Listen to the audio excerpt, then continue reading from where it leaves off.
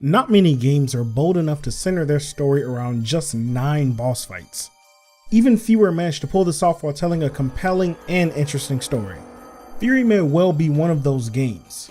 It has been on pretty much every console, and at this point, I wouldn't be surprised if it somehow got on Alexa. It's the Skyrim of action games. However, is the game's latest port to the Switch any good? Does it do the game justice? Let's jump into it and find out. What is happening? Mattmade here, giving my review of Furi on the Nintendo Switch. For those who may have never experienced Furi, here is a brief synopsis. You play as the Stranger, a prisoner who apparently did something so atrocious that an entire prison was dedicated to you. In between your daily torture sessions, a mysterious bunny-headed guy frees you and tells you that the jailer is the key and to defeat the jailer to gain your freedom. Like any sensible person, you go along with this and start laying the smackdown on the jailers. The story is told both during combat and in between fights. While fighting, the jailers will taunt you about things you did and hinting at something sinister. Some will call you a monster, while others want revenge for something you did to them. It's never explicitly stated, but sends your mind whirling around on what it could be. All up until you find out what's really going on. In between battles, you're playing a walking simulator. There are no stages in the game per se, however, it doesn't immediately transition to the next fight either. Instead, you walk slowly to your next fight.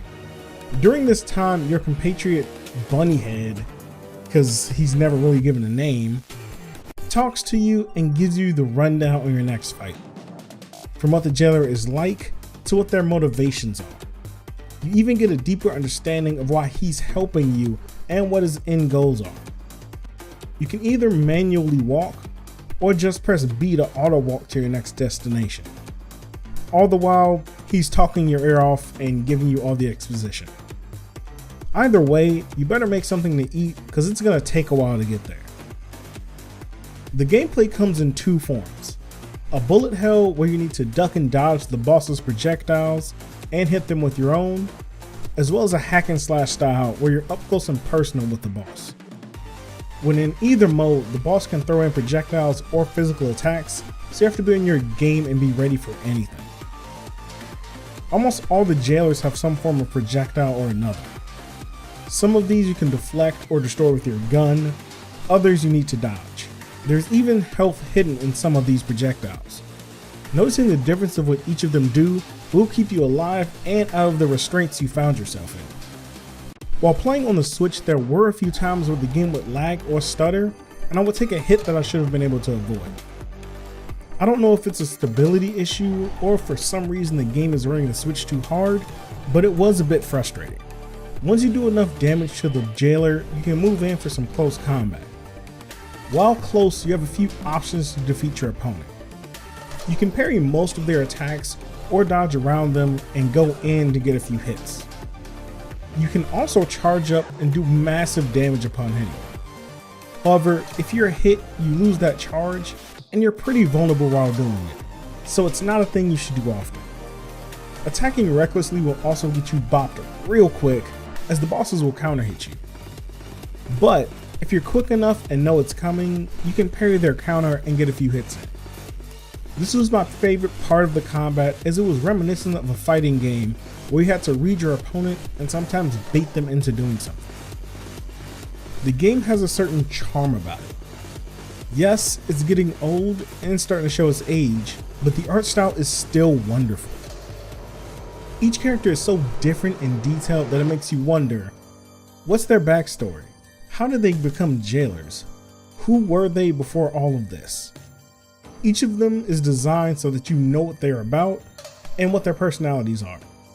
Even without names, they have their own uniqueness. The areas of each jailer also give diversity to the game.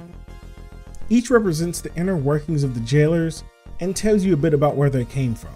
The 4th jailer's area is run down and creepy, as he was corrupted by something you did. While the 6th jailer's area is warm and inviting, making you want to sit and stay there. Which, by the way, don't. Each area is fantastic and makes the crawl through them just a bit more tolerable. Now by now, you should know that I feel the music of a game can make or break it.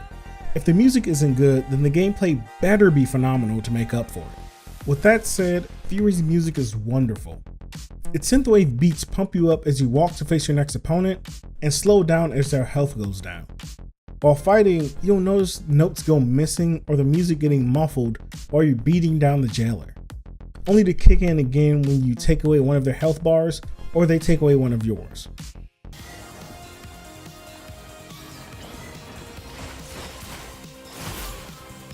It's a great touch and subtly lets the player know that things are winding down and someone's about to take a hit.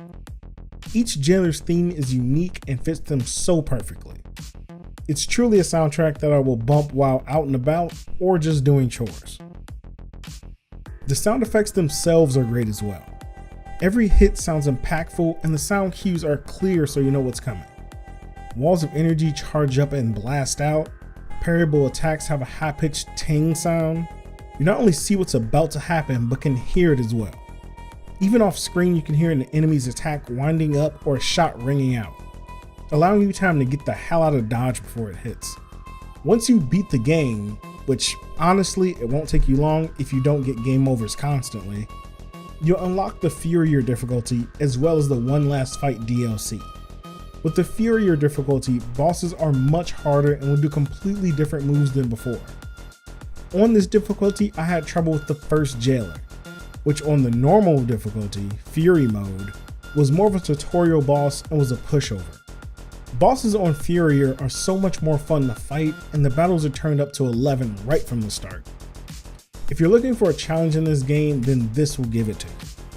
As for the One Last Fight DLC, it gives you 2 fights. One right after you beat the game, and then another once you beat the first DLC fight. Beating that first fight also unlocks the DLC's Furier mode, which makes those fights even harder. Again, something for those looking to test their skills and continue playing the game. Furi is a blast. With its fast-paced action and tight controls, along with its odd yet interesting world, you feel like you're untouchable when things get going and you're in the heat of battle. Though the walking simulator does put a damper on things and the game is rather short, you'll find great enjoyment in it. On top of that, being able to take the game on the go is spectacular, and you can beat down the jailers anytime, anywhere. This is a solid port, and if you have yet to experience the game, then this is the perfect opportunity to jump on board. But what do you think? Have you played Furi? Does it look interesting? Let me know in the comment section down below. And don't forget, if you enjoyed the video, consider hitting that like button and striking that subscribe button.